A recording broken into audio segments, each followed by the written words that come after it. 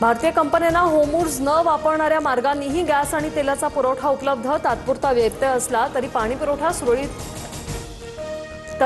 पुरवठा जो आहे तो सुरळीत राहणार. ग्राहकांनी काळजी करू नये, सरकारचं आश्वासन. इराण अमेरिका युद्धाचा भारतीय बाजारपेठेवर परिणाम. खाद्यतेलाच्या किमतीत लिटर मागे 3 ते 4 रुपयांची वाढ, तर कच्च्या तेलाचे दर 8% वधारले.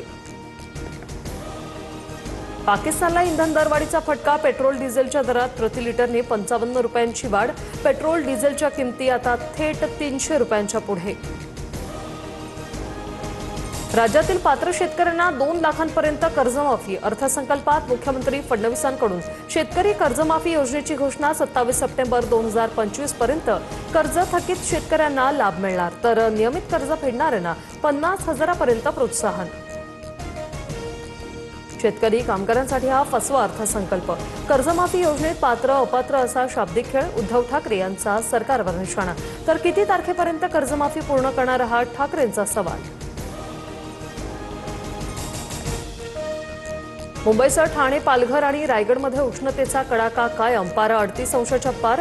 पुढील काही दिवस उष्ण आणि दमट हवामानाचा इशारा.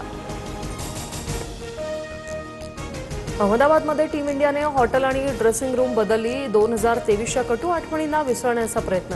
Team India home dressing room ऐवजी व्हिजिटिंग टीमच्या ड्रेसिंग रूमचा वापर करणार.